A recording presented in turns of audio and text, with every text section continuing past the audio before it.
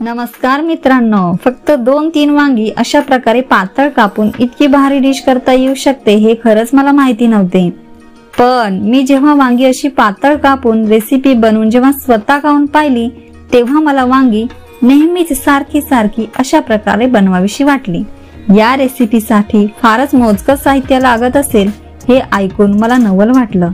अशी कोणती रेसिपी असेल बरं जी इतक्या कमी साहित्यात सहज वेळ न लावता बनू शकेल आणि ती खाताना सुद्धा खूपच टेस्टी लागेल हा विचार मला सुद्धा त्यावेळी आला। मी झटपट टोपलीतून वांगी घेतली। 3 वांगी पुरेसी होतील का हा विचार आधी मला पडला। हो, 3 वांगी पुरेसी आहेत, किंवा तुम्हाला वाटलं तर तुम्ही जास्त वांगी घ्या ना, पण आता 3च वांगी पुरेशी आहेत बरं का। 3 वांगी घेऊन स्वच्छ धुवून मी आधी पुसून घेतली, मग वांग्याचे देठ सुरीने काढून टाकले। देठ काढल्यावर ही वांगी आता आपल्याला बनवायला सोपी पडतील। देठ काढल्यावर मी ही सगळी वांगी या प्रकारे पातळ कापून घेतली। बघा किती मस्त वांग्याचे गोल गोल काप पडतात। आता मग या वांग्याची भाजी बनवायची का? थांबा, पुढे तुम्हाला समजेलच। कापलेले वांग्याचे काप मी बाजूला ठेवून दिले आणि एक मोठं खोलगट भांड घेतलं। त्या भांड्यामध्ये मी भांड भरेल इतकं पाणी ओतलं। या पाण्यामध्ये मी चमचाभर मीठ टाकलं आणि चमच्याने चांगलं ढवळून घेतलं। हे पाण्याचं भांड मी वांगी धुण्यासाठी वापरणार आहे। पातळ कापलेली वांगी मी या मिठाच्या पाण्यात बुडत ठेवली आहेत। तुम्हाला माहिती तर असेलच की मिठाच्या पाण्यात हे वांग्याचे काप मी का बरं ठेवले असतील? माहिती असेल तर कमेंट नक्की करा। या रेसिपीला स्वादिष्ट बनवण्यासाठी थोडे आणखी पदार्थ मी ठेचून घेणार आहे। त्यामध्ये आलं, लसूण, जिरे आणि कोथिंबीर घेऊन ती खलबत्त्यामध्ये किंवा एखाद्या कुंडल्यामध्ये बारीक ठेचून छानपैकी बारीक ठेचा तयार करून घ्यायचा आहे। हा ठेचा आपल्याला नंतर वापरायचा आहे।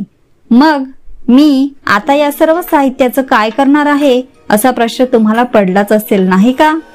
ठेचलेला ठेचा मी बाजूला काढून ठेवला। आता आधी मी कापून ठेवलेली वांगी मिठाच्या पाण्यामधून काढून घेऊन ते एखाद्या कपड्याने सुकी करून मी पुन्हा त्याच भांड्यामध्ये घेतली आहेत। आता या रेसिपीचा सगळ्यात महत्त्वाचा भाग आहे। वांग्यांना मी मसाले लावून तयार करणार आहे।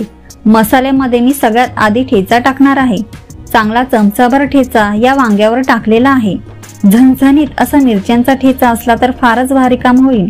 त्यानंतर 2 मोठे चमचे लाल मिरची पावडर, अर्धा चमचा हळद आणि नंतर मी टाकणार आहे एक असा सिक्रेट मसाला जो हल्ली माझ्या सर्वच मैत्रिणी फार वापरताना दिसतात।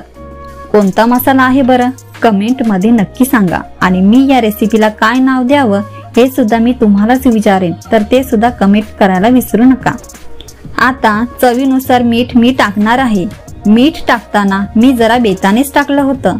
त्यानंतर एक पळी तेल मी या सर्वावर ओतणार आहे आणि टाकलेलं सगळं चांगलं वांग्याच्या कापांना लागेपर्यंत मिक्स करून घेणार आहे। बघा वांगी कशी लाल दिसत आहेत। या सर्व मसाल्यामुळे ही वांगी चमचमीत तिखट लागतात आणि पुन्हा बनवून खावीशी पण वाटतात बरं का। पण अजूनही एक गोष्ट बाकी आहे, बोलता तुम्हाला सांगायचं राहून गेलं। म्हणजे तुम्ही बघाच की एक कापलेला लिंबू मी घेतला आणि तो या वांग्यामध्ये मी पिळून घेतला। आता येईल खरी मजा। म्हणजे चटपटीत आंबट तिखट अशी ही डिश आहे, पण अजून तयार नाही झाली। होईलच की, फक्त 2च मिनिटात तयार होईल अशी ही रेसिपी आहे। पण एक सिक्रेट तुम्हाला आताच सांगून ठेवते, नंतर सांगू नका मी सांगितलं नाही। तर ते असं की वांग्यांना मसाले लावल्यावर ही डिश मी झटपट बनवते आहे। पण तुम्ही जर ही कापलेली वांगी जास्त वेळ या मसाल्यामध्ये मुरत ठेवली तर चव आणखी वाढते। त्यासाठी तुम्हाला आधी ही रेसिपी या प्रकारे बनवून खाऊन पाहायची आहे, तरच समजेल। बरं, बोलता 5-10 मिनिटे कशी गेली कळालंच नाही। वांगी मुरली असतील। आता बघा मी काय करते। एका डिश मध्ये मी तांदळाचं पीठ घेतलं, तुम्ही कॉर्नफ्लॉवर घेतलं तरी चालेल।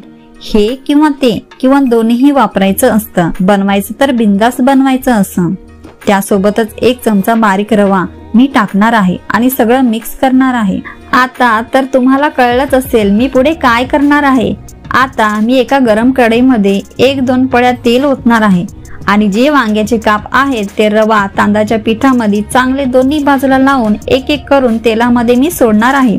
एक एक वांग्याचं काप या प्रकारे जेव्हा मी तेलात सोडेन तेव्हा बघा हे वांग्याचे काप किती लवकर तळून कुरकुरीत होतात. वांग्यावर थोडंसं तेल सोडून 1-2 मिनिटे दोन्ही बाजू कुरकुरीत तळल्यावर हे तळलेले वांग्याचे काप तयार आहेत. एकदा या प्रकारे तुम्ही बनवून खाऊन बघा. मी गॅरंटी देते तुम्ही सुद्धा माझ्यासारखेच ही रेसिपी पुन्हा पुन्हा बनवून नक्की ट्राय कराल. बरं, आजच्या या रेसिपीला कोणतं नाव असावं किंवा कोणतं नाव द्यावं हे मला माहित नाही. ते तुम्ही मला कमेंट मध्ये पटापट सांगा आणि चॅनलला सबस्क्राईब करा. मी तुम्हाला भेटेन अशाच एका नव्या व्हिडिओ मध्ये. तोपर्यंत खात राहा, खुश राहा, आनंदी राहा. धन्यवाद.